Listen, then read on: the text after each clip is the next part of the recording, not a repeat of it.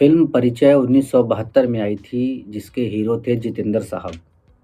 इस फ़िल्म में गाने लिखने की ज़िम्मेदारी जो थी वो गुलज़ार साहब को दी गई थी। तो उन्होंने देखिए कैसे स्मार्टली फ़िल्म के गाने में ज़िंदगी की फ़िलॉसफ़ी डाल दी। इसमें एक गाना था ना कि मुसाफ़िर हूँ यारो, ना घर है ना ठिकाना, मुझे चलते जाना है बस चलते जाना। है ना फ़िलॉसफ़ी? गाने में, फ़िल्मी गाने में फ़िलॉसफ़ी गुलज़ार साहब ने डाली थी उस टाइम कि मुसाफ़िर हूँ यारो, ना घर है ना ठिकाना, मुझे चलते जाना है बस चलते जाना। इंसान भी मुसाफ़िर ही है, उसका भी कोई पक्का घर नहीं है, कभी यहाँ, कभी वहाँ, कभी यहाँ, बस ऐसे-ऐसे चल देगा वो, एक दिन चला जाएगा। तो इस चीज़ को उन्होंने गाने में इस्तेमाल कर लिया, फ़िल्मी गाने में, फ़िल्मी सिचुएशन पे। मुश्किल होता है ये सब काम करना, लेकिन उन्होंने ऐसा किया कि मुसाफ़िर हूँ यारो, ना घर है ना ठिकाना, मुझे चलते जाना है, बस यूँ ही चलते जाना। है ना? फिर आगे कहते हैं कि एक राह रुक गई तो और जुड़ गई, यानी ज़िंदगी में रास्ते कभी ख़त्म नहीं होते हैं। रास्ता यानी कोई काम भी आप लगा लीजिए, आप सोचिए कि अब ज़िंदगी का ये आखिरी काम है, इसके बाद कोई काम नहीं है, तो कोई दूसरा काम जुड़ जाएगा। तो ऐसे ही ज़िंदगी चलती रहती है, तो इसका उन्होंने कर दिया कि एक राह रुक गई तो और जुड़ गई, मैं मुड़ा तो साथ-साथ राह मुड़ गई। अगर आप किसी दिशा में मुड़ जाते हैं, तो रास्ता भी उधर निकल ही आता है। तो मैं मुड़ा तो साथ-साथ राह मुड़ गई, हवा के परों पर मेरा आशियाना, हवा के परों पर मेरा आशियाना। यानी उसका कहीं कोई पक्का ठिकाना नहीं है। मुसाफिर हो यारो, ना घर है ना ठिकाना।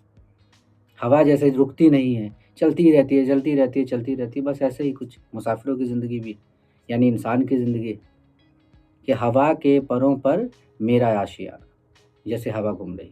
मुसाफिर हूँ यारो, ना घर है ना ठिकाना। कितनी बड़ी बात कही उन्होंने। फिर इसी गाने के अगले मुखड़े में फिर एक ऐसी ही फ़िलॉसफ़ी डाल दी कि दिन ने हाथ थाम के इधर बिठा लिया, रात ने इशारे से उधर बुला लिया। दिन ने हाथ थाम के इधर बिठा लिया, रात ने इशारे से उधर बुला लिया।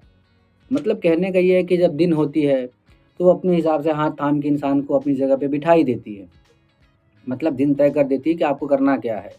आपको आज उठना है, काम पे जाना है, कुछ पैसे कमाने हैं, रोज़ी-रोटी कमानी है, दिन ने तय कर लिया। फिर जैसे दिन ढल जाता है, तो रात इशारे से इधर बुलाती है कि अब आ जा, सो जा, अब रेस्ट कर। तो ये मुसाफिर की ज़िंदगी चलती रहती है। इसीलिए उन्होंने कहा था कि दिन ने हाथ थाम के इधर बिठा लिया, रात ने इशारे से उधर बुला लिया, सुबह से शाम से मेरा दोस्ताना। दिन रात से मुसाफिर का क्या है, दोस्ताना रहता ही है। वही सुबह से शाम से मेरा दोस्ताना, मुसाफिर हूँ यारो, ना घर है ना ठिकाना, मुझे चलते जाना है, बस चलते जाना।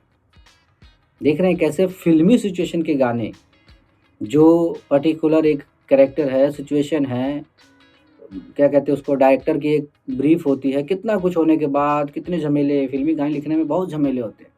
उन झमेलों के बीच में ऐसी पोएट्री डालना, ये बहुत ही मुश्किल काम है। ये सबके बस की बात नहीं है कि सिचुएशन, फ़िल्मी सिचुएशन पे आप कोई अच्छी बात कर दो, फ़िलॉसफ़ी घुसा दो, बहुत बड़ी बात होती थी। लेकिन उस टाइम गुलज़ार साहब ने, या उस टाइम के और भी लिरिसिस्ट जो थे, वो सब करते थे। गुलज़ार साहब ने भी ये करके दिखाया था। अच्छा, इतनी अच्छी चीज़ तो लिख दी गई, अब इसको धुन देना था, ट्यून बनानी थी इसकी। तो इसकी ज़िम्मेदारी किसकी थी? आर डी बर्मन साहब की। और आर डी बर्मन साहब देखिए, वैसे तो आर डी बर्मन साहब जो वेस्टर्न चीज़ें थी, कितना ज़बरदस्त बनाते थे, लेकिन इसको भी क्या खूब उन्होंने कंपोज़ कर दिया, इन लाइनों को। ज़बरदस्त कंपोज़िशन बनाई उन्होंने। ज़ुबान-ज़ुबान पे उस टाइम चढ़ गई थी उस वक़्त। उस टाइम जो थी ये फ़िल्म बहुत चली थी, और फ़िल्म के गाने भी बहुत चले थे, ख़ासकर ये मुसाफिर हूँ यारो बहुत चला था उस टाइम। तो गाने चलने का सीधा कारण होता है क्या? उसकी तर्ज, उसकी धुन, उसकी कॉम्पोज़िशन। तो उन्होंने बड़ी कॉम्पोज़िशन खूबसूरत बना दी, और उस खूबसूरत कॉम्पोज़िशन को आवाज़ किसने दिया? किशोर कुमार। आप जानते ही हैं, अगर किशोर कुमार, अगर उन्होंने किसी भी गाने को आवाज़ दे दिया, तो वैसे ही वो गाना तो, उनकी तो पहुँच ही बहुत दूर तक थी।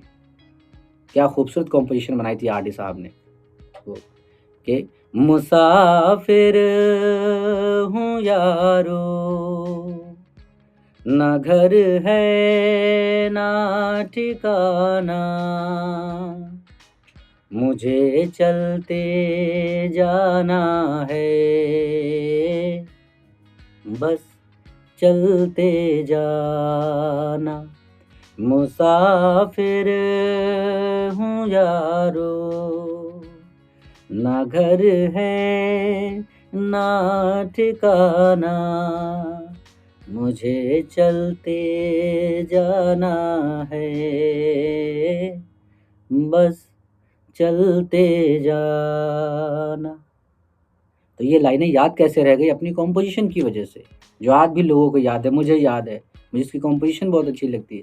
कॉम्पोज़िशन की वजह से ही ये गाना याद है। अच्छा देखिए, उन्होंने अस्थाई यानी ये पहले मुखड़े को तो कंपोज़ किया, उसके बाद कैसे बिल्कुल ही बदल के जिसका अंतरा था, वो उन्होंने एकदम अलग बना दिया। कैसे? दिन ने हाथ थाम कर इधर बिठा लिया, रात ने इशारे से उधर बुला लिया, सुबह से शाम से मेरा दोस्ताना, मुसाफिर हूँ यारो, ना घर है ना ठिकाना, मुझे चलते जाना है, बस चलते जाना, मुसाफिर हूँ यारो। एक राह रुक गई तो और जुड़ गई, मैं मुड़ा तो साथ साथ राह मुड़ गई, हवा के परों पर मेरा आशियाना, मुसाफिर हूँ यारो, ना घर है ना ठिकाना, मुझे चलते जाना है, बस चलते जाना, मुसाफिर हूँ यारो, ना घर है ना ठिकाना। तो गुलजार साहब की ये बोल, आर.डी. बर्मन साहब की ये कॉम्पोजिशन और किशोर दा की आवाज़, तीनों का कॉम्बिनेशन, तीनों का मिश्रण आपको कैसा लगा? आप मुझे कमेंट करके ज़रूर बताइएगा और ये भी बताइएगा कि अगला गाना कौन-सा होना चाहिए, किस गाने के बारे में बात की जाए। तो मिलते हैं अगले वीडियो में। जी, शुक्रिया।